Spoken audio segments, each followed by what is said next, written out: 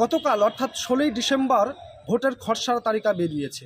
আর সেই তালিকায় অর্থাৎ বাদের তালিকায় নাম পূর্ত কর্মদক্ষ, ডোমকলের পূর্ত কর্মদক্ষ মেহবুব হাসানের। আর যা ঘিরে বিতর্ক শুরু হয়েছে মুর্শিদাবাদের ডোমকলের রাজনীতিতে।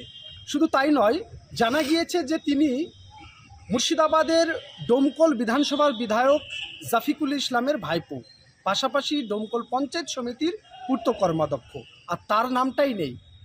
এবং এই প্রসঙ্গে কংগ্রেস নেতা জানিয়েছেন তিনি ডোমকল পৌরসভার 14 নম্বর ওয়ার্ডের বাসিন্দা হলেও পঞ্চায়েত এলাকায় গত পঞ্চায়েত নির্বাচনে ভোট তুলেছিলেন। আর চেয়ারের দখলের লড়াইয়ের জন্য তিনি ভোট তুলে পঞ্চায়েতে প্রতিদ্বন্দ্বিতা করেছিলেন। আর সেই জায়গায় দাঁড়িয়ে তিনি প্রতিদ্বন্দ্বিতায় জয়ী হয়ে সেখানে পূর্ত কর্মদক্ষ হয়েছিলেন। তখন থেকেই আমাদের একটা অভিযোগ ছিল, ঝাড়াই বাছাইয়ের কাজ করেছে নির্বাচন কমিশন। নির্বাচন কমিশনকে এই বিষয়ে স্বাগত জানিয়েছেন কংগ্রেস নেতা তহিদুল ইসলাম। অন্যদিকে এই ঘটনায় কাঠগড়ায় তুলেছেন খোদ বিডিওকে। কে তুলেছেন? পঞ্চায়েত সমিতির কর্মদক্ষ মেহবুব হাসান।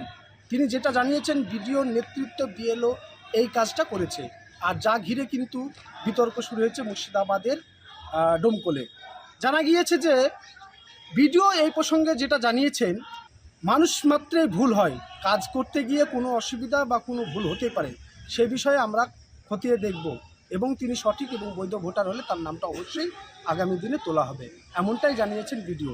যদিও বিডিও এই যে মেহবুব হাসানের অভিযোগ, সেই অভিযোগ ভিত্তিহীন বলে জানিয়েছেন। ডোমকল থেকে রাকিবুল ইসলাম, কলকাতা টিভি। গতকালকে এসআইআর খসড়া লিস্ট বেরিয়েছে।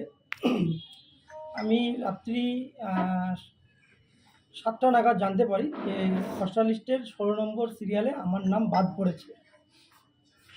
আমি তাৎক্ষণিক বিএলওকে ফোন করি। বিএলও সাহেব, আপনাকে আমি 24শে নভেম্বর ফর্ম জমা দিয়েছি এবং আপনি আমাকে রিসিভ করে দিয়েছেন, এবং আমি 29শে নভেম্বর আমি অনলাইনে দেখে নিয়েছি আমার এসআইআর ফর্মটা আপলোড হয়ে গিয়েছে। আমি নিশ্চিন্তে রয়েছি। এবং 2002 সালে ভোটার লিস্টে আমার বাবার নাম, মায়ের নাম, আমার কাকুর নাম, আমার দাদির নাম, আমার মেজমার নাম, সবারই নাম রয়েছে। ইভেন আমার 14 পুরুষের নামও রয়েছে। যদি আপনারা আরও আগে যদি যান, 1975 সাল, 1980 সাল, 90 দশকের দিকে আরও যদি যান আপনারা, তাহলে আপনারা দেখতে পাবেন যে আমাদের পূর্বপুরুষ কিন্তু এই ডোমকলেই বাস করে আসছে। এই এসআইআর ফর্ম যে ফিল আপ হয়েছে, সেই ফর্ম অনুযায়ী আমার পরিবারের সবারই নাম এসেছে। বাট আমি এখানে হতভম্ব যে আমার নাম কেন আসলো না। আমি বিএলও সাহেবকে ফোন করলাম। বিএলও সাহেব আমাকে বললো যে দাদা, আমি কিছু বলতে পারবো না, তার রেকর্ডিং প্রুফ আমার কাছে রয়েছে, আপনাদেরকে আমি অবশ্যই দেব। তখন বললো আপনাকে ফোনে বলবো না, আপনি সাক্ষাতে আসুন, আমি সাক্ষাতে আপনাকে সব বলবো।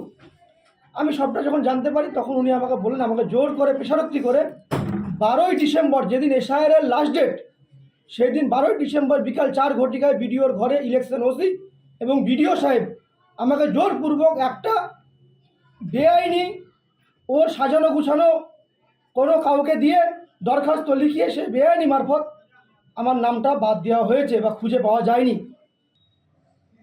আমি পৌরসভা এরিয়ায় বসবাস করব, আর আমি গ্রাম পঞ্চায়েতে সেখানে নাম তুলব ভোটার লিস্টে। নাম তুলে আমি পঞ্চায়েত সমিতির কর্মাধ্যক্ষ বা পঞ্চায়েত সমিতির সদস্য হব। আমার যদি ওখানে রেসিডেন্স না থাকে, আমি যদি ওখানে বসবাস না করি, তাহলে বৈধভাবে সেখানে নাম উঠতে পারে না।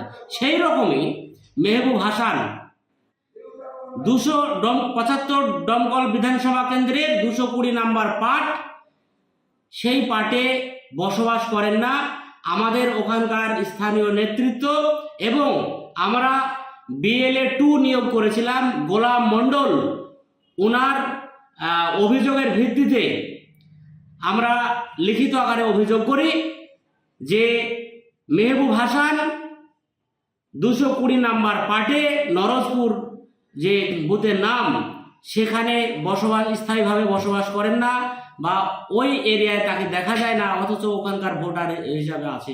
দেখুন, এটা যেটা বলেছে অভিযোগটা পুরো এটা ভিত্তিহীন, এরকম কোনো ব্যাপার নেই।